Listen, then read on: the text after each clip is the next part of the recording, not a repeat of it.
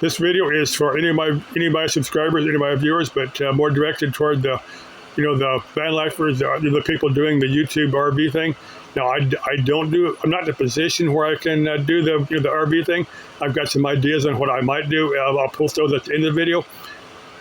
Now, there's an executive order that's come down. Now, there's a third single female RVer, our van lifer, that I've seen comment on this, and I'm going to get to that in a second here.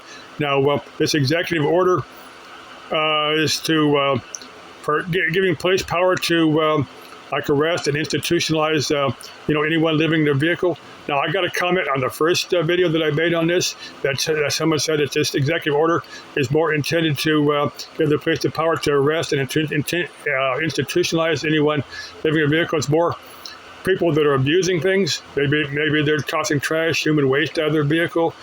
They're on drugs and mentally ill. Now that's it's only got to be enforced in the major cities like San Francisco, where it's a major problem. Now the police probably won't waste the manpower of arresting a single female RVer that's behaving herself and on BLM land in the middle forest or desert somewhere than they would in some hippie and some drug addict or alcoholic in a vehicle in San Francisco that's dumping the human waste out on the ground. Now, I said I don't think the police would waste their manpower to arresting somebody that's not really breaking any other laws. That's just my belief. I think before they're committed to an institution, they're going to have to be examined by a psychiatrist or psychologist, and they're going to look at if the police do arrest somebody that's not really mentally ill. The doctor's got to look at them, got to examine them and say, this person doesn't need to be here. We're seriously overcrowded, we're understaffed, and we don't need to be tossing in mental institution people that don't need to be here. That's just my belief. That's just my opinion.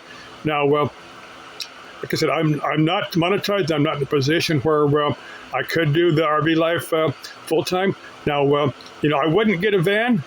Probably wouldn't get a van unless I got it super cheap or something. If I got something super cheap that didn't need too much work, I might get it, but I'm probably not going to find anything like that. But the vans to work on the engine of a van is a pain in the ass. You got to do much of anything, you got to pull the whole front end thing apart.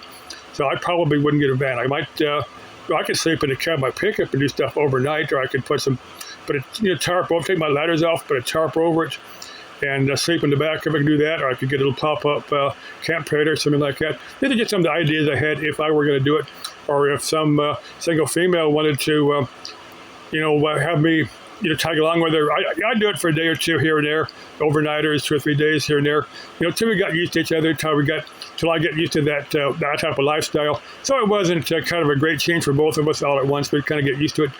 I've got some ideas like that.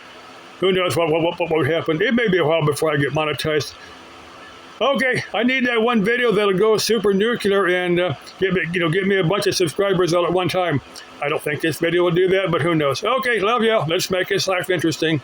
Das Leben ist ein Abenteuer, and c'est la vie. Bye-bye.